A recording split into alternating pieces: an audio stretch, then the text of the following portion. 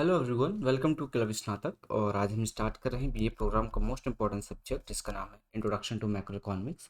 इसका first chapter हम already cover कर चुके हैं और आज स्टार्ट कर रहे हैं हम सेकंड चैप्टर जिसका नाम है introduction to national income and accounting.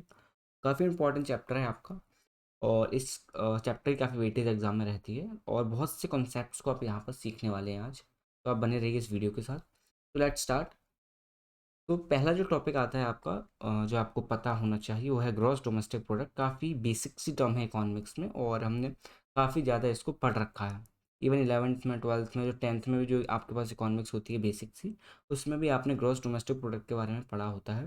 मैं फिर से आपको एक बार क्लियर आउट कर देता हूँ, काफ़ी इंपॉर्टेंट टर्म है आपकी कि ग्रॉस डोमेस्टिक प्रोडक्ट क्या होता है। तो एक कंट्री के अंदर होने वाले प्रोडक्शन के बारे में हम बात कर रहे हैं। एक कंट्री के अंदर होने वाले प्रोडक्शन की हम बात कर रहे हैं, चाहे वो सर्विसेज सेक्टर से आ रहा हो, चाहे वो एक तरीके से मैन्युफैक्चरिंग सेक्टर से आ रहा हो, चाहे वो टर्सरी किसी भी सेक्टर से आ रहा हो, ठीक है, वो मैटर नहीं करता। तो किसी भी कंट्री के अंदर होने वाला प्रोडक्शन, उसकी बाउंड्री के अंदर होने वाला प्रोडक्शन क्या कहलाता है? आपका जीडीपी कहलाता है। और आपको पता है कि हम किसी भी कंट्री को कंपेयर कर सकते हैं with the help of in GDP. जैसे कि आप यूएसए और इंडिया को कंपेयर कर सकते हो, चाइना और फ्रांस को कर सकते हो, ठीक है, यूके और स्विट्जरलैंड को कर सकते हो, इटली और जर्मनी को कर सकते हो। किसी भी एक कंट्री को कंपेयर किया जा सकता है with the help of GDP. तो हमें पता लगता है कि जीडीपी एक बहुत बड़ा इंडिकेटर है जिससे हम किसी भी एक कंट्री को कंपेयर कर सकते हैं। तो अगर आपकी जीडीपी अच्छी होगी तो एक तरीके से इंडिकेट करेगी कि आपकी इकॉनमी काफ़ी स्ट्रांगली वर्क कर रही है और आप एक बहुत बड़ी महाशक्ति के रूप में देश में उभर रहे हैं। तो जीडीपी जो टर्म है वो काफ़ी ज़्यादा इंपॉर्टेंट है, जिसे आपको समझना होगा। ठीक है, तो हम स्टार्ट करें। GDP is equals to market value of goods and services. ठीक है, गुड्स एंड सर्विसेज की मार्केट वैल्यू के बारे में बात कर रहे हैं, जो प्रोड्यूस हुई है कहाँ पर? आपकी कंट्री के अंदर प्रोड्यूस हुए हैं। ठीक है, इसमें आप प्लस करोगे income earn by the country of foreigners, यानी कि इसमें आप ऐड कर लोगे वो इनकम जो एक तरीके से कंट्री में फॉरनर्स ने कमाई है, और उसको माइनस कर दोगे जो आपके रेजिडेंट्स अब्रॉड से लेकर आए हैं। वो आपकी जीडीपी टोटल कैलकुलेशन की पूरा का पूरा डेटा को बता देती है। तो आपको इन सब चीज़ों को समझना होगा क्योंकि बहुत ही बेसिक सी चीज़ें हैं, बट इम्पॉर्टेंस इनकी उतनी ही ज़्यादा है। ठीक है, क्योंकि आपके बहुत ज़्यादा डाउट्स को आगे जाके क्लियर करती हैं। तो GDP is a very important term, क्यों? इसकी सहायता से आप किसी भी एक इकॉनमी को कंपेयर कर सकते हो, उसको समझ सकते हो, इवन उस इकॉनमी के बारे में भी समझ सकते हो। मतलब वो मार्क उस वो पूरी की पूरी जो इकॉनमी वो किसके ऊपर बेस्ड कर रही है? सर्विसेज के ऊपर लाई कर रही है क्या? उस वहाँ का मैन्युफैक्चरिंग सेक्टर ज़्यादा है, किस सेक्टर में सबसे ज़्यादा ग्रो कर रही है? तो GDP is one of the most important indicator. With the help of that you can understand कि किस तरीके की पूरी जीडीपी वहाँ पे काम कर रही है, पूरी पूरी इकॉनमी किस तरीके से काम कर रही है। ठीक है, तो काफ़ी अच्छे से समझ सकते हैं। तो देर आर टू वेज, दो वेज हैं जिनसे हम समझ सकते हैं। There are two ways to view a GDP. GDP को देखने के लिए दो वेज हैं। पहला आता है आपके सामने, it is the some total of everyone's income in the economy. मतलब सब लोगों की इनकम कितनी है वो भी एक तरीके से इकोनॉमी के बारे में बताती है, क्योंकि जब आपकी इनकम बढ़ती जाती है, जैसे आप बोलते हो per capita income is increasing, means the economy is also increasing. जैसे जैसे आपकी प्रति व्यक्ति आय बढ़ती है उसी तरीके से आपकी अर्थव्यवस्था भी बढ़ती चली जाती है। तो उसी के बारे में बात यहाँ पर कर रहे हैं। नेक्स्ट आपकी बात बताता है, it is the total expenditure on the economy output of the goods and services. मतलब ये आपको बताता है टोटल गुड्स एंड सर्विसेज में कितना ज़्यादा एक्सपेंडिचर बढ़ता जा रहा है। मतलब गुड्स एंड सर्विसेज का प्रोडक्शन किस तरीके से पूरी की पूरी इकोनॉमी को बूस्ट कर रहा है, उसके बारे में बात कर रहा है। ठीक है, तो goods and services are the most important because इसी की सहायता से आप पूरी की पूरी इकोनॉमी साइज को डीपली स्टडी कर सकते हो। नेक्स्ट हमारे सामने आता है कि रूल्स फॉर कंप्यूटिंग जीडीपी। मतलब किस किस तरीके से जीडीपी को और अच्छे से एनालाइज और समराइज किया जा सकता है। तो पहले आता है आपके सामने, आपको दिख रहा होगा यहाँ पर, टू कॉम्पिट्यूट। ठीक है, to compute the total value of different goods and services. ठीक है, आपको पता होगा डिफरेंट गुड्स एंड सर्विसेज को भी एक समय पर इवेल्यूट किया जा सकता है।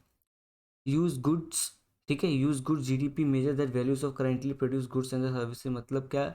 हम किसी भी एक चीज़ को कंपेयर कर सकते हैं, किसी भी एक चीज़ को कंपेयर कर सकते हैं आज के प्राइस पे, चाहे वो गुड्स हो चाहे सर्विसेज हो। तो ये भी एक तरीके से आपकी जीडीपी के इंडिकेटर को बताती है।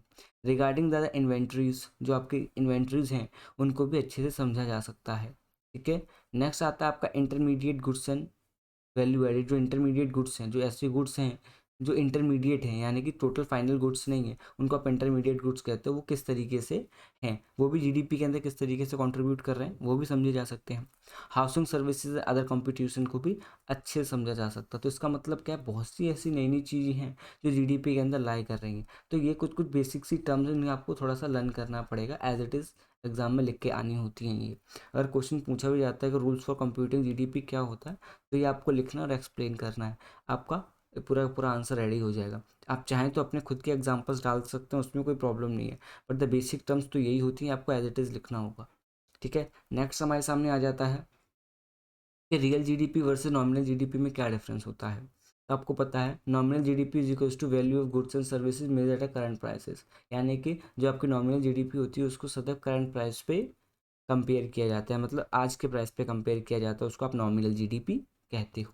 ठीक है, अगर रियल जीडीपी की हम बात करते हैं तो value of goods and services measured using a constant set of prices of the base year, मतलब पूरे पूरे बेस ईयर के प्राइसेस पे इसको कंपेयर किया जाता है, ऑन द स्पॉट प्राइसेस पे कंपेयर रियल जीडीपी को नहीं किया जाता है। इसलिए जनरली हम क्या करते हैं, अपनी इकोनॉमी को हमेशा क्वार्टर वाइज डिवाइड करते हैं, उसके हिसाब से उसकी ग्रोथ को एनालाइज करने का काम करते हैं। तो I hope you can understand कि सारी की सारी जो चीज़ें हैं वो नई तो नहीं है, बट ये सारी की सारी नॉलेज अगर आपके दिमाग में होगी, थोड़े से सबकॉन्शियस माइंड में आपके पास नॉमिनल जीडीपी क्या होती है, रियल जीडीपी क्या होती है, इनके बारे में थोड़ी सी भी अगर आपको नॉलेज है, तो आपको आंसर फ्रेम करने में कोई भी प्रॉब्लम नहीं होगी, बिकॉज ये छोटी छोटी चीज़ें पूरे के पूरे प्रॉपर आंसर को लिखने में आपकी बहुत ज़्यादा सहायता कर रहे होंगे आपके एग्जाम टाइम में। इसी वजह से सारे के सारे कॉन्सेप्ट को मैं यहाँ पे बता के जा रहा हूँ। नेक्स्ट हमारे सामने आ जाता था जीडीपी डिफ्लेटर क्या होता है और किस तरीके से किसी भी इकोनॉमी को ये एक तरीके से इम्पैक्ट करता है। तो जीडीपी डिफ्लेटर इंपॉर्टेंट है, इससे सीधा सीधा डायरेक्ट क्वेश्चन आ जाता है कि what do understand by the GDP deflator और किस तरीके से इकोनॉमी में इसका इम्पैक्ट रहता है। तो इस तरीके के क्वेश्चन एग्जाम में आजकल पूछ रहे हैं, थोड़ा सा ट्रेंड चेंज होता चला जा रहा है, वो एक तरीके से लाइफ से रिलेटेड क्वेश्चन पूछ रहे हैं, मतलब आपकी जो पूरी की पूरी जो लाइफस्टाइल है उसमें किस तरीके से इकॉनमी इम्पैक्ट डाल रही है, किस तरीके से गवर्नमेंट की पॉलिसीज़ के थ्रू अलग अलग स्टेप्स लिए जा रहे हैं, उन सब के बारे में क्वेश्चन पूछ लेगा। तो ज़रूरी नहीं कि आप एज इट इज़ रट के चले जाएं, सिर्फ कॉन्सेप्ट क्लियर होने चाहिए और थोड़ा सा आपको दिन दुनिया के बारे में पता होगा, तो डेफिनेटली एक अच्छा आंसर लिखने में आपकी हेल्प होगी। ठीक है, तो पढ़ते हैं थोड़ा सा क्या है यहाँ पर। तो आपको पता है it is also called the implicit price deflator of the GDP is reflect what's happening to the overall level of the prices in the economy. अब देखो डिफरेंट डिफरेंट प्राइसेस के बारे में हम बात कर रहे होते हैं, कभी प्राइसेस बढ़ते हैं, most of the time 99.9% the prices are up, हमेशा इंक्रीज करते रहते हैं प्राइसेस। एक तरीके से प्राइसेस बढ़ रहे हैं या फिर 1% कभी डिक्रीज भी होते हैं, तो उसकी बोलते हैं डिफ्लेटर, यानी कि समटाइम प्राइसेस इंक्रीज करते हैं और समटाइम प्राइसेस डिक्रीज करते हैं। तो इसी डिफ्लेटर को समझने की कोशिश करनी चाहिए, किस तरीके से डिफ्लेटर को स्टडी किया जा सकता है, क्योंकि आपको पता होगा डिफ्लेटर एक तरीके से इंडिकेट करता है इन्फ्लेशन को, because most of the time prices increase होते हैं, और जब भी प्राइसेस इंक्रीज होते हैं इसका मतलब क्या बोल सकते हो, एक तरीके से इन्फ्लेशन शुड बी राइज। तो यहाँ पे इन सारे फैक्टर्स को समझना काफ़ी ज़रूरी है, क्योंकि डिफ्लेटर जनरली एक तरीके से जीडीपी में होने वाले चेंजेस के बारे में बता रहा होता है, क्योंकि ये प्राइसेस को इंडिकेट करता है, और प्राइसेस जहाँ पर भी एक तरीके से कुछ ना कुछ चेंजेस उसके अंदर होंगे, या फिर घट रहे होंगे या बढ़ रहे होंगे, तो एक तरीके से जो आपके रियल जीडीपी है उसमें कुछ ना कुछ चेंजेस वो कर रहे होंगे। इसी वजह से ये इंपॉर्टेंट है जीडीपी डिफ्लेटर समझना एज ए स्टूडेंट, क्योंकि लिखने के लिए आपको आ सकता है। ठीक है, नेक्स्ट यहाँ पे हम समझेंगे कि जो GDP is defined as the ratio of the nominal GDP और द रियल जीडीपी, और एक तरीके से नॉमिनल और जो रियल जीडीपी होती है उसको इम्पैक्ट करता है, जैसा कि मैंने आपको बताया। तो आपको पता होना चाहिए GDP deflator is equal to nominal GDP upon में रियल जीडीपी आता है। It is use to the deflate करते हैं, यानी चेंजेस कुछ ना कुछ करता है नॉमिनल जीडीपी में to your real GDP. When when we can also write in the equation, एक तरीके से इक्वेशन में लिखा जा सकता है। यहाँ पे थोड़ा सा आपको ध्यान देना है, it is right with the help of this equation. ठीक है, ये इक्वेशन आपको दिखाई दे रही है, तो इनकी सहायता से भी इसको लिखने में काफ़ी मदद मिलती है। जैसे कि आप बोल सकते हो nominal GDP is equals to real GDP into the GDP deflator, यानी कि रियल जीडीपी है उसमें से अगर डिफ्लेटर निकालना है तो इनटू आपको डिफ्लेटर करना पड़ेगा रियल जीडीपी में। ठीक है, तो यहाँ पे आपको चेंजेस दिखने को मिल जाएंगे। रियल जीडीपी अगर मैं बात यहाँ पर कर रहा हूँ तो नॉमिनल जीडीपी अपॉन में जीडीपी डिफ्लेटर आ जाएगा। उससे आपको क्या पता लगेगा, उससे आपको ये पता लगेगा रियल जीडीपी में होने वाले डिफ्लेटर की प्राइसेस क्या क्या हैं। ठीक है, तो ये सारे के सारे कॉन्सेप्ट आपको पता होने चाहिए। ठीक है, क्योंकि इंपॉर्टेंट कॉन्सेप्ट्स हैं, माना बहुत छोटे कॉन्सेप्ट्स हैं, बट आपको पता होना चाहिए। नेक्स्ट में चलते हैं, आपके नॉमिनल जीडीपी क्या होती है, it's also very important question for you. आपको पता है कि नॉमिनल जो आपकी जीडीपी होती है इस मेजर द करंट ठीक है, ये करंट में मापी जाती है। तो measure the current rupee value of the output of the economy. एक तरीके से आप बोल सकते हो डॉलर के मुकाबले आज हमारा इंडियन रुपी कहाँ खड़ा है, बोल सकते हो 82 के आसपास है, 81 और 82 के आसपास है। तो एक तरीके से नॉमिनल जीडीपी हम करंट टाइम की बात कर रहे होते हैं। तो measure the current rupee value of the output of the economy, और एक तरीके से आउटपुट ऑफ द इकोनॉमी में आपको पता यहाँ पर लग जाता है कि कितना आउटपुट हो रहा है, इकोनॉमी में कितनी चीज़ें आपको प्राप्त हो रही हैं, कितना धन आपके पास है, आउटपुट कितना है, वो नॉमिनल जीडीपी में आपको यहाँ पर दिखाई देता है। अगर रियल जीडीपी की यहीं पे हम बात करें तो आपको देखने को मिलेगा measure output value at a constant price. Constant price का मतलब क्या, लगातार जो चेंज हो रहा है उस लगातार चेंज की जो क्रम है उसके बारे में बात नहीं कर रहे हैं। यहाँ पर हम बात कर रहे हैं output value at constant price, लगातार एक ही सेम पर होने वाले चेंजेस की बात यहाँ पर कर रहे हैं, लगातार होने वाले चेंजेस की बात नहीं कर रहे हैं। ठीक है, दोबारा से बताता हूँ, real GDP measures output value, output value को तो मेजर करता ही है eight a constant prices. Constant prices का मतलब क्या है, राइज तो हो रहा है बट सेम पेस पर। ठीक है, ये आपको याद रखना है। नेक्स्ट आता है जीडीपी डिफ्लेटर। क्या होता है, measure the price of output related to its price in the base year. Base year में होने वाले चेंजेस ऑफ प्राइस को जीडीपी डिफ्लेटर के साथ देखा जा सकता है, उसकी सहायता से समझा जा सकता है किसी भी रियल या नॉमिनल जीडीपी में। ठीक है, तो काफ़ी इंपॉर्टेंट पॉइंट्स हैं, समझने हैं। ठीक है, तभी एग्जाम में अपनी लैंग्वेज में भी लिख सकते हो। नेक्स्ट आता है हमारे पास कंज्यूमर प्राइस इंडेक्स। क्या होता है ये आपको याद रखना चाहिए, कंज्यूमर प्राइस इंडेक्स। अब देखो कंज्यूमर की बात कर रहे हैं तो it is related to the common people. अब ये कॉमन पीपल से रिलेटेड क्यों है, क्योंकि बात यहाँ पे कंज्यूमर्स की जा रही है। जब आप कंज्यूमर की बात कर रहे होते हो इसका मतलब क्या है, you are totally a focus, यहाँ पे जो आप कॉमन पीपल है उनके ऊपर टोटली आप फोकस करके बैठे हो, और किस तरीके से गुड्स एंड सर्विसेज को प्रोवाइड किया जाएगा कॉमन पीपल को। अब जितना बेटर होगा उतना ही कंज्यूमर प्राइस इंडेक्स में कुछ ना कुछ आपको चेंजेस देखने को मिलेगा। मे बी इट्स पॉजिटिव और नेगेटिव, बट आपको ध्यान तो देना ही है फॉर योर पीपल। ठीक है, as an government, as an firm आपको यहाँ पर फोकस करना ही पड़ता है। तो अगर हम बात कर रहे हैं यहाँ पे CPI is a direct price index. किसकी बात कर रहे हैं यहाँ पे हम, डायरेक्ट प्राइस इंडेक्स की बात कर रहे हैं। The most suitable appropriate to the consumer because it's measure the prices. अब क्या करता है, मेजर करता है प्राइसेस को, तो those goods and services which are directly consume और परचेज बाय द कंज्यूमर्स। यानी कि जो आपके प्राइसेस हैं उनको कंट्रोल एंड रेगुलेट करता है, जो कि टोटली कॉमन पीपल के द्वारा कंज्यूम किए जाते हैं। इसी वजह से कंज्यूमर प्राइस इंडेक्स काफ़ी इंपॉर्टेंट है। इसमें जो प्राइसेस होने चाहिए वो हमेशा बिलो एवरेज होने चाहिए, ज़्यादा हाई नहीं होने चाहिए, बिकॉज एक तरीके से इन्फ्लेशन को कंट्रोल करने के लिए आपको पता है कि कंज्यूमर प्राइस इंडेक्स इंपॉर्टेंट है। ठीक है, तो consumer price index is very important because आपको पता है कि जितना ज़्यादा कंज्यूमर प्राइस इंडेक्स में जो आपके प्राइसेस हैं वो बिलो एवरेज रहेंगे, ज़्यादा नहीं होंगे, तो एक तरीके से सहूलियत रहती है कॉमन पीपल को। तो we have to be understand कि कंज्यूमर प्राइस इंडेक्स में प्राइसेस ज़्यादा ना बढ़े। Got it. तो अब क्या है, many government pensions like and social security benefits and some wages rates are index to the CPI। और अलग अलग चीज़ों को जैसे कि पेंशन वगैरह और सी बहुत सी चीज़ों को इसमें कंक्लूड किया जा रहा है।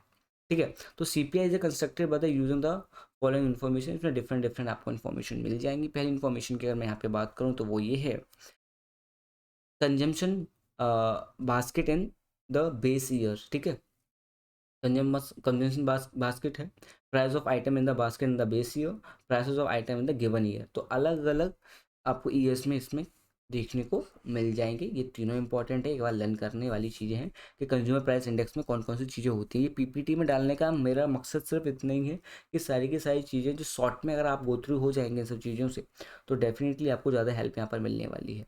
तो थोड़ा सा ये याद करने वाली चीज़ें हैं। ठीक है, एक बार लर्न कर लेंगे इनको, कोई दिक्कत नहीं होगी। ठीक है, तो आपको पता है CPI measure retail prices on which consume purchase. तो एक तरीके से रिटेल प्राइसेस जो होते हैं आपको उनको भी यहाँ पर ट्रेस काउंट किया जा सकता है। तो CPI measure retail prices on which consume purchase. ठीक है, ये आपको याद रखना है। नेक्स्ट पर हम आ जाए तो आपको पता लगा CPI increase due to the increase in inflation. जैसे कि मैंने आपको बताया था, जैसे जैसे इन्फ्लेशन इंक्रीज होगा उसी तरीके से इसके प्राइसेस भी बढ़ते चले जाते हैं। Vice versa goods and services from the market, और गुड्स एंड सर्विसेज जो होती हैं मार्केट में उसके ऊपर भी इम्पैक्ट यहाँ पर देखने को मिलेगा, बिकॉज जैसे जैसे इन्फ्लेशन बढ़ती है प्राइसेस आपके बढ़ते चले जाते हैं। तो उसी के ऊपर बात की जा रही है। थोड़ा सा कुछ फॉर्मूले हैं, ठीक है, क्वेश्चन स्टेटमेंट्स हैं जो आपको एज इट इज़ याद करनी है। ठीक है, ये स्टेटमेंट्स और कुछ फॉर्मूले हैं जो बहुत ज़्यादा इंपॉर्टेंट है, ध्यान से समझना है आपको। ठीक है, नहीं समझ आएगा तो कमेंट सेक्शन में लिखना, मैं दूसरी वीडियो बनाऊंगा, बट समझना आपको प्रॉपर तरीके से है। तो क्या आता है, total cost of goods in the current year की हम बात करें, total cost of goods in the base year की बात करें, इंटू 100 करें, तो इस तरीके से आपका ये निकल के आ जाता है। दूसरी की अगर मैं बात करता हूँ यहाँ पे, तो क्या आता है आपका price index is the measuring level of aggregate price related to the chosen base year. यहाँ पे आपको WPI is equals to last year index is using, ये अलग अलग टर्म्स हैं, इनके थ्रू भी इसको निकाला जा सकता है, अलग अलग हैं, बट मोस्ट इंपॉर्टेंट ये ऊपर वाला ही आपको ध्यान रखना है। नेक्स्ट पे आ जाते हैं अपन। अब नेक्स्ट आ जाता है इंडेक्सेशन क्या होता है, तो आपको पता होना चाहिए इंडेक्सेशन क्या है। Is an automatic correction by the law and construct of dollars rupee amount of an effect of inflation. That amount is said to be index or inflation. Index is a main feature for the many laws of example. When price increases, social security benefit are also adjusted every year to compensate it. Same as when prices rise, dearness allowances also adjust every year to compensate it. मतलब क्या indexation में होता है, जैसे जैसे inflation increase होती है उसी तरीके से आपसे सुविधाओं को भी बढ़ाना पड़ता है, बिकॉज जैसे जैसे इन्फ्लेशन बढ़ती चली जाती है लोगों के हाथ से परचेजिंग पावर खत्म होती चली जाती है। तो उसी परचेजिंग पावर को किस तरीके से मेंटेन, रेगुलेट एंड कंट्रोल किया जा सकता है, उसके लिए आपको कुछ ना कुछ सिक्योरिटीज़ या बेनिफिट आपको प्रोवाइड करने पड़ते हैं। अगर आप अच्छे से सिक्योरिटीज़ एंड बेनिफिट्स को प्रोवाइड कर रहे हो, इसका मतलब इंडेक्सेशन में जो जो एक तरीके से इन्फ्लेशन बढ़ भी रही है, तब भी आप जो आपके कॉमन पीपल हैं उन तक चीज़ों को अच्छी तरीके से पहुंचा रहे हो, उनका ध्यान रख रहे हो। तो ये सारी की सारी चीज़ें इंपॉर्टेंट है, ध्यान रखना है आपको। वहीं पे बात अगर आ जाती है आपकी, द इन्फ्लेशन रेट इज जो इन्फ्लेशन रेट की बात यहाँ पर हम कर रहे हैं, the inflation rate is a rate which is calculated based on the current year. मतलब करंट ईयर पे इसको मापते हैं अपन, इसमें मापते हैं, करंट ईयर में इसको मापते हैं। तो the inflation rate is rate which is calculated based on the current year prices, last year prices. In the other word it is rate of exchange of the prices and level of accumulate of the past inflation. मतलब पहले की inflation से जो होती है, मतलब inflation अभी जो है, उस इन्फ्लेशन में से जो अभी जो करेंटली में इन्फ्लेशन है उसमें से अगर माइनस किया जाए तो डेफिनेटली हम उस प्राइस इंडेक्स पे पहुंच सकते हैं जहां पर जो प्रॉब्लम आ रही है लोगों को किसी भी पर्टिकुलर चीज़ को बाय करने में, उस प्रॉब्लम को रिजॉल्व किया जा सकता है। किस प्रतिशत से, किस परसेंट से इन्फ्लेशन बढ़ रही है उसको भी निकाला जा सकता है। तो ये इंपॉर्टेंट है, ध्यान देना है, आपको समझना है, जैसे पहले बताया लर्न करना है, इसको इम्पॉर्टेंट है। नेक्स्ट हमारे सामने आ जाता है कि अदर मेजर्स ऑफ जो आपके इन जो अलग अलग जो मेजर्स हैं आपके इनकॉमोडेटर्स एंड मेजर्स ऑफ इनकम, इन सब के बारे में यहाँ पे हम पढ़ेंगे। सो आपको पता ही है कि अलग अलग तरीके से इसको मापते हैं अपन। So the national income accounts include other measures of income that is differ slightly definitions from GDP। They all are also important to study as they also are often refers to the economics. अलग अलग चीज़ें हैं जो अलग अलग economics के द्वारा लिखी गई हैं, और जो आप 11th और 12th में भी पढ़ के आए हैं उन सब चीज़ों को एक तरीके से रिकैप कर रहे हैं, थोड़ी सी चीज़ों को ऐड ऑन करते जा रहे हैं, ज़्यादा कुछ चेंजेस यहाँ पे नहीं कर रहे हैं। तो आपको पता है कि gross domestic product, gross national product, माफ़ करिए, ग्रॉस नेशनल प्रोडक्ट जो है आपका, ठीक है, इस तरीके से आपने पढ़ रखा है, ग्रॉस नेशनल प्रोडक्ट को पढ़ा हुआ है। Net national product, national income, personal disposal income, private saving, public saving and national saving, ये सारी की सारी चीज़ें क्या आती हैं, एक इकॉनमी को समझने में हेल्प करती हैं। एक इकॉनमी को समझने में सारी की सारी चीज़ें बहुत ही परफेक्टली काम कर रही होती हैं, क्योंकि ये सारी की सारी चीज़ें एक तरीके से इकॉनमी की बैकबोन है। क्योंकि if you understand the economy you should learn all these things. इन सब चीज़ों के बारे में पता होना चाहिए।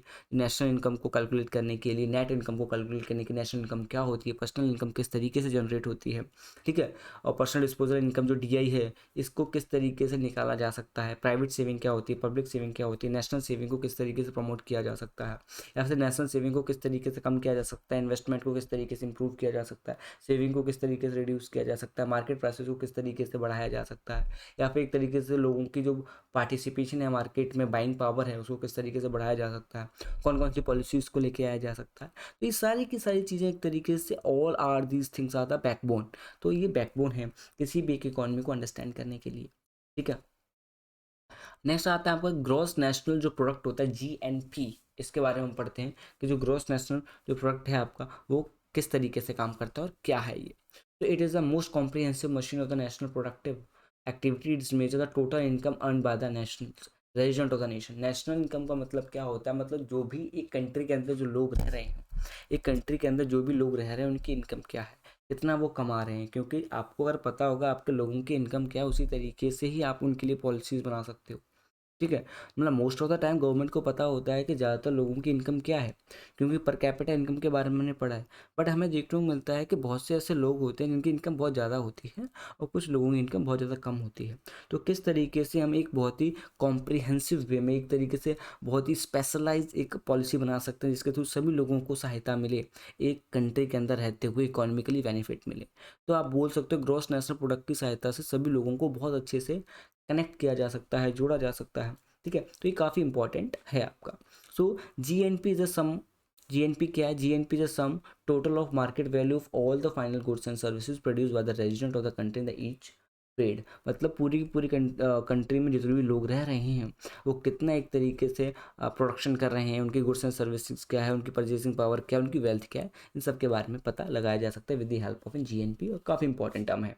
तो GNP is equals to market value of in goods and services produce by the resident in the country. और एक तरीके से जो रेजिडेंट हैं आपके, उन सबके बारे में पता लगता है, उनकी गुड्स एंड सर्विसेज, उनकी डिमांड और उनकी परचेजिंग पावर के बारे में भी आपको with the help of GNP पता लगता है। प्लस करते हैं income earn abroad by nationalist, और माइनस करते हैं income earn by local by the foreigners. इसको माइनस करेंगे, जीएनपी आपके हाथ में आ जाएगी और ये आपको निकालना आना चाहिए। और निकालने के लिए क्या करना है, जैसे आपको एक फॉर्मूला लर्न करना है और जो आपके पास फॉर्म जो भी कोई इक्वेशन होगी उसमें से इन सारी चीज़ों को माइनस करना है, आपके पास चीज़ें ऑलरेडी आपके हाथ में होंगी। नेक्स्ट के पास चलें तो आपको समझ आना चाहिए, थोड़ा सा अगर और ध्यान से देखें तो इन अदर वर्ड्स, थोड़ा सा और डीपली इंसिस्ट करके देखा जाए तो आपको पता लगेगा। In other words, to obtain gross national product GNP we added receipt of factors income, wages, profit, friends from the rest of the world and the subtracts payment of factor income in the rest of the world. So आप बोल सकते हो नीचे वाली line देखो, ऊपर वाली नहीं भी समझ आ रही कोई फर्क नहीं पड़ता, ऊपर वाली समझ नहीं आ रही कोई फर्क नहीं पड़ता, ये आना चाहिए। GNP is equals to GNP plus factor payment from abroad, मतलब प्लस करेंगे फैक्टर पेमेंट जो पेमेंट है अब्रॉड वाली, और माइनस करेंगे फैक्टर पेमेंट टू अब्रॉड। ठीक है, इसको माइनस कर देंगे तो डेफिनेटली आपके पास जीएनपी और अच्छे से आ जाएगी। यानी कि जीएनपी प्लस करेंगे factor payment from abroad and minus करेंगे फैक्टर पेमेंट टू अब्रॉड, मतलब जो अमाउंट है उसको दोबारा से आप अब्रॉड में जो आपके पास अमाउंट है उसमें आप एड ऑन कर देंगे, तो आपके पास टोटल जीएनपी निकल के आ जाएगी। अब it is based on the centuries variables, all the related variables are constant, it is widely used in the macroeconomic analysis। और ये याद रखना है आपको कि all these things are used, ये सारी की सारी जो चीज़ें हैं वो किस चीज़ में यूज़ हो रही हैं, मैक्रो इकोनॉमिक एनालिसिस में इसका इस्तेमाल किया जा रहा है। जब आप इन सारी की सारी चीज़ों को यूज़ कर रहे हैं with the help of A macro economics, का मतलब क्या, सारी की सारी चीज़ों को बहुत ही वाइड पर्सपेक्टिव से आप देख रहे हो। So what in the economy partial equilibrium analysis and applicable when the economic analysis is confined either to the product sector और टू द मॉनिटरी सेक्टर। दोनों के दोनों सेक्टर में आगे आपकी यूज़ होती है, चाहे वो मॉनिटरी सेक्टर हो चाहे आपको प्रोडक्टिव सेक्टर, दोनों के दोनों में आप इसका इस्तेमाल कर सकते हो।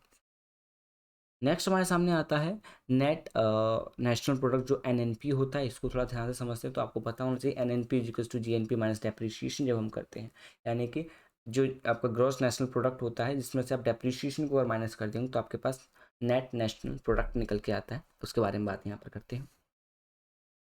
तो आपको पता है it is another concept of the national income, एक तरीके से ये अलग कॉन्सेप्ट है नेशनल इनकम का।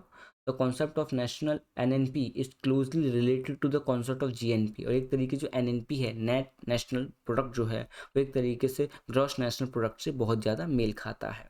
The concept of GNP include the output of both final consumer and capital goods. However, a part of an capital good is used for the consumed in the process of production। अब यहाँ पे आपको ध्यान देना है, वो ध्यान देने वाली बात ये है कि a part of capital good, बात किस चीज़ की कर रहे हैं यहाँ पे, हम कैपिटल गुड्स की बात कर रहे हैं। Let me mark here 1 minute. ये जो हम बात कर रहे हैं कैपिटल गुड्स की बात, हम यहाँ पे किसकी कर रहे हैं, कैपिटल गुड्स की बात कर रहे हैं। बेस्ड अप, ये किसके ऊपर based up, it is capital goods is used up और consume in the process of production, production के लिए यूज़ किया जाता है for the other goods, that's is called the depreciation of the capital consumption. इसी वजह से इसके अंदर से हम क्या करते हैं, NNP is equals to GNP minus depreciation करते हैं, और उसी डेप्रिशिएशन को यहाँ पे हम समझ रहे हैं। The amount of economy stock, plant and equipment and the residential structure that wear out during this year, so GNP is a gross depreciation, इसको gross depreciation के फॉर्म में भी देखा जाता है। ठीक है, किसके फॉर्म में देखा जाता है, सो ग्रॉस डेप्रिसिएशन के फॉर्म में भी देखा जाता है। इसी वजह से हम बात कर रहे हैं नेट ऑफ डेप्रिसिएशन, किसकी बात कर रहे हैं, नेट ऑफ डेप्रिसिएशन की बात यहाँ पर हम कर रहे हैं। जैसे कि आप समझ सकते हो N N P equals to G N P minus depreciation, इसका फॉर्मूला है और काफ़ी इंपॉर्टेंट है। अब हम बात करेंगे नेशनल इनकम, जिसे एनआई कहते हैं, नेशनल इनकम। ठीक है, काफ़ी इंपॉर्टेंट है। नेशनल इनकम कंट्री वाइज देखते हैं, ठीक है। So the next adjustment in the national income account is for direct business taxes such as an sale taxes. A firm never receive these taxes, it is not a part of income. Once we subtract indirect business taxes from NNP, we obtain measure called national income. यहाँ पे जो आपको ध्यान देना है most important वो ये है, वी सब्ट्रैक्ट, हम क्या सब्ट्रैक्ट करते हैं, इनडायरेक्ट बिजनेसेस, किसको, इनडायरेक्ट बिजनेसेस को, ठीक है। इनडायरेक्ट बिजनेसेस टैक्स, जो इनडायरेक्ट आपके बिजनेस टैक्स हैं, किसके अंदर से आप माइनस करते हो इनडायरेक्ट बिजनेस टैक्सेस को, एनएनपी, यानी कि जो आपका नेट, इससे पहले जो ऊपर वाला आपने पढ़ा था जिसे आप नेट नेशनल प्रोडक्ट कह रहे हो, उसमें से अगर आप माइनस करते हो किस चीज़ को, अगर आप माइनस कर रहे हो वी ऑब्टेन द मेजर, ठीक है। किस चीज़ को आप माइनस कर रहे हो, आप माइनस कर रहे हो सब्ट्रैक्ट इनडायरेक्ट बिजनेस टैक्सेस को, तो आपके सामने क्या आ जाएगा, इनडायरेक्ट बिजनेस टैक्सेस आ जाएंगे आपके पास, ठीक है। आपके पास क्या आ जाएगा, नेशनल इनकम आ जाएगी आपकी पूरी। अब पर्सनल इनकम की अगर बात हम करते हैं तो personal income is equals to होता है national income plus dividend plus government transfer plus individuals plus personal interest income plus corporate profit minus social insurance contribution minus net interest. तो ये सारा का सारा आपके ये वाला यहाँ पर ध्यान देना है। ये आपका पूरा का पूरा एक तरीके से किस चीज़ को बता रहा है, आपकी पर्सनल इनकम को बता रहा है जो आपने खुद से अर्न की है, ठीक है। इसमें आपकी सेविंग्स भी आ सकती हैं, तो ये आपको याद रखना है। The biggest example was in saving is also the example of personal income, ठीक है। नेक्स्ट आता है पर्सनल डिस्पोजल इनकम किस तरीके से होती है और ये किस तरीके से डिफरेंट है आपके, एक तरीके से जो भी आपने पढ़ा है पर्सनल इनकम उससे किस तरीके से डिफरेंट है। So it is the amount household, it is the amount, ये आपको पता होना चाहिए। It is the amount household and non corporate businesses have available to the spend after satisfying their tax obligations to the government. It is the amount household and the non-corporate businesses have available to the spend after satisfying their lax obligations to the government. चलिए, यहाँ पे ध्यान देना है आपको, ध्यान समझना क्या है कि it is the amount household, ये एक तरीके से अमाउंट है हाउस होल्ड का, नॉन कॉर्पोरेट बिजनेसेस का, have available to spend after satisfying their tax obligation, जो अपने टैक्स ऑब्लिगेशंस को समझने में हेल्प कर रहा है to the government. It is the amount of household and non corporate business, और एक तरीके से ये आपका हाउस होल्ड और नॉन कॉर्पोरेट बिजनेस के साथ मिलकर काम करता है। नीचे ध्यान देना जो मैंने रेड में लिखा है यहाँ पे आपको समझना है, personal disposal income is equals to personal income minus personal tax and non tax payments, ठीक है। यहाँ पे आपको समझना है जो आपकी पर्सनल डिस्पोजल इनकम है is equals to personal income minus personal tax and non tax payment अगर आप करेंगे तो आपके पास पर्सनल डिस्पोजल इनकम निकल के आ जाएगी, ठीक है। ये आपको लर्न करना है। चलिए, प्राइवेट सेविंग की अगर बात कर लें तो वो क्या होता है, प्राइवेट सेविंग आपको थोड़ा समझना है। Private saving is an income of household which left for saving purposes after paying the direct tax to the government and expenditure on consumption. जो आपका कंजम्पशन है वो भी थोड़ा सा आपको समझना होगा क्योंकि consumption and expenditure are two similar thing. क्योंकि कितना आप एक्सपेंडिचर कर रहे हो और कितना आप कंजम्पशन कर रहे हो, क्योंकि देखने को मिलता है कि आप कंजम्पशन उतना ही करोगे जितनी आपकी इनकम होगी। अगर आपकी इनकम भी बढ़ती जाएगी तो डेफिनेटली आपका कंजम्पशन भी एक तरीके से बढ़ता चला जाएगा, ठीक है। तो ये थोड़ा सा हम ध्यान देना है।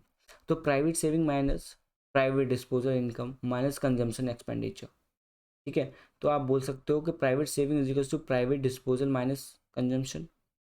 तो इस तरीके से इसको कैलकुलेट किया जा सकता है, ठीक है। तो कैलकुलेशन करने के अलग अलग मेथड हैं, आपको याद रखने हैं।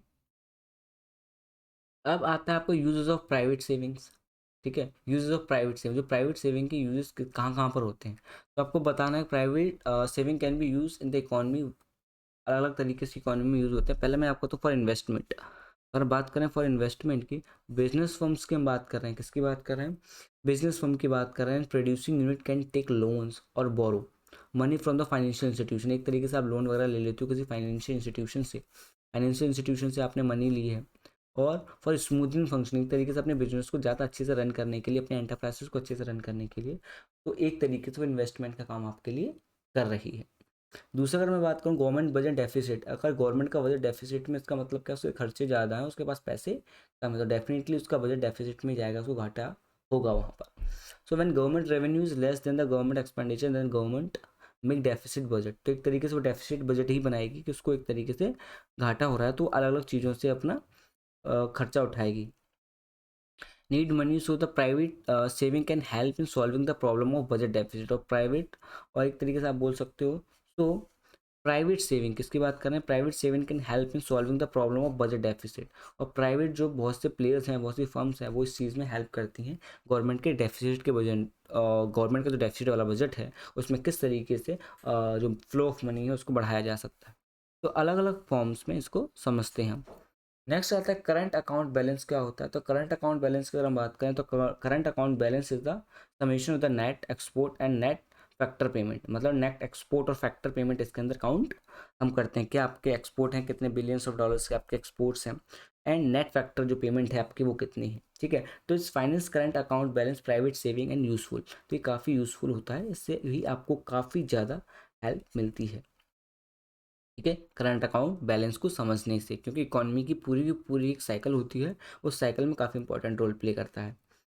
तो अब पब्लिक सेविंग की बात करें तो आपको पता होना चाहिए सेविंग, आजकल आप बोल सकते हो saving is not good for the modern economy, because आप पैसे को सेव अगर ज़्यादा करते जाएंगे तो जो एक तरीके से साइकिल ऑफ इकोनॉमी है वो डिस्टर्ब होता है। तो साइकिल ऑफ इकोनॉमी अगर डिस्टर्ब हो रहा है इसमें, तो saving is not a good factor, saving अच्छा फैक्टर नहीं है। बट समटाइम्स सेव करना भी ठीक होता है, बिकॉज मिडिल क्लास फैमिली में सेविंग चलती है, क्योंकि उनको नहीं पता कि फ्यूचर में कोई भी प्रॉब्लम अगर आएगी तो हम कहाँ से लेंगे, तो लोन वगैरह प्रेफर करेंगे, इसमें से आपको इंटरेस्ट पे करना पड़ेगा। तो first of all we have to be focusing कि हमें ज़्यादा से ज़्यादा सेविंग करनी चाहिए, ताकि फ्यूचर में आने वाली किसी भी प्रॉब्लम को हम टैकल कर सकते हैं। So public saving is a part of an government income और the tax revenue which left after the paying for expenditure. मतलब एक्सपेंडिचर करने के बाद जो आपके पास पैसा बचता है, यूज टू आप उसी को क्या करते हो, सेव कर लेते हो, एफडी करा लेते हैं, या फिर हम बैंक अकाउंट में डालते हैं, या फिर घर में करते हैं। तो पब्लिक सेविंग और the government saving is equals to government saving is calculated by the deducting government purchase from the government income. तो आप बोल सकते हो जो आपकी जो नेट गवर्नमेंट इनकम है उसमें माइनस करेंगे परचेज को, तो आपको सेविंग निकल के आ जाएगी, इतना आपको याद रखना है। नेक्स्ट हमारे पास आता है नेशनल सेविंग। नेशनल सेविंग में भी आपको पता है कि जो भी पूरा का पूरा आपके पास पैसा है, खर्च करने के बाद जो आपके पास बच रहा है, वो एक तरीके से आप नेशनल सेविंग में डाल सकते हो। तो उसी तरीके से आप इसको कैलकुलेट कर सकते हो। बट नेशनल सेविंग से क्वेश्चन इस तरीके से भी बन सकता है कि if you are saving a lot of money from the national saving, मतलब एक तरीके ज़्यादा से ज़्यादा अमाउंट को आप सेव कर रहे हो इन the form of the national saving, तो ये मे बी एक अच्छा स्टांस हो सकता है, मे बी नॉट, क्योंकि सेविंग से ज़्यादा अच्छा ऐसा होगा कि आप उस पैसे को ज़्यादा से ज़्यादा इंफ्रास्ट्रक्चर और अलग जो डेवलपमेंटल प्रोजेक्ट हैं उनके ऊपर लगाया जाए तो ज़्यादा बेनिफिशियल हो सकता है। और ज़्यादा से ज़्यादा एक तरीके से इन्वेस्टमेंट को अट्रैक्ट करने के लिए ज़्यादा से ज़्यादा ट्रांसपेरेंट लॉज को और एक तरीके से पूरे के पूरे लॉ एंड ऑर्डर को मेंटेन करने के लिए काम किया जाए और मनी को स्पेंड किया जाए, तो डेफिनेटली आपको ज़्यादा पैसे और ज़्यादा रेवेन्यू जनरेट होने में भी हेल्प हो सकती है। तो national saving is important but not that much important. ठीक है, तो अलग अलग टाइम पे अलग अलग तरीके से सोचा जा सकता है इस पर्टिकुलर टॉपिक पे, may be good may be not, उसके ऊपर थोड़ा सा ध्यान होता है, और एक तरीके से कॉन्ट्राडिक्टरी क्वेश्चन भी पूछा जा सकता है आपसे। तो वी अवेयर कि किस तरीके से क्वेश्चन फ्रेम हो सकता है यहाँ से। तो national saving is the sum of the private saving plus and public saving, और इसी तरीके से इसको कैलकुलेट भी किया जा सकता है। कैलकुलेटिंग का सवाल इतना नहीं आएगा, सिंपली एक थ्योरिकल क्वेश्चन आ सकता है कि किस तरीके से ये इम्पॉर्टेंट है भी और नॉट भी। सो ये आपको याद रखना है थोड़ा सा इतना भी, बस C for consumption expenditure, G for government purchases, और जो एनईपी है ये नेट फैक्टर पेमेंट होता है आपका, ये आपको याद रखना है। ये थोड़ी सी चीज़ लर्न करने वाली है और इसको तो समझना है ही। खैर चलिए, अब आता है डिफरेंस बताना है आपको national income, national capital, national wealth में। तो लेट्स स्टार्ट, ये भी काफ़ी इंपॉर्टेंट टॉपिक है आपका। तो नेशनल इनकम की यहाँ पे बात कर रहे हैं हम, किसकी बात कर रहे हैं, नेशनल इनकम की। तो national income is a flow of concept, ठीक है, is a flow concept, but national capital national wealth is a stock concept. तो आपको पता है फ्लो एंड फ्लो और एक तरीके स्टॉक्स के बीच में डिफरेंस मैं फर्स्ट वीडियो में बता चुका हूँ, कोई डाउट होगा तो उसमें आप देख सकते हो। तो इसमें आपको पता होना चाहिए, तो national income estimate is every year. तो नेशनल इनकम होती है उसको एवरी ईयर एस्टिमेट किया जाता है, बट नेशनल इनकम और नेशनल कैपिटल इसको हर ईयर एक तरीके से कैलकुलेट नहीं किया जा सकता। तो estimate every year because it is include stock of capital and then lands and net foreign assets. So which is the difference between the foreign assets and minus foreign liabilities? foreign assets और जो होते हैं आपके पास, आप बोल सकते हो तो foreign asset है उसको माइनस करेंगे foreign liabilities से, तो आपके पास निकल के आएगा पूरी की पूरी जो आपकी इनकम और एक्सपेंडिचर है उसकी बात कर रहे हैं यहाँ पर। तो आपको ये भी थोड़ा सा क्लियर आउट होना चाहिए। S is equals to I plus C A, इसे बोलते हैं if the investment is greater than national saving. एक तरीके से इन्वेस्टमेंट ज़्यादा है नेशनल सेविंग से, तो S, then the current account balance will be negative, वो क्या हो जाएगा, करंट अकाउंट आपका नेगेटिव हो जाएगा, मैंने डेफिसिट में है।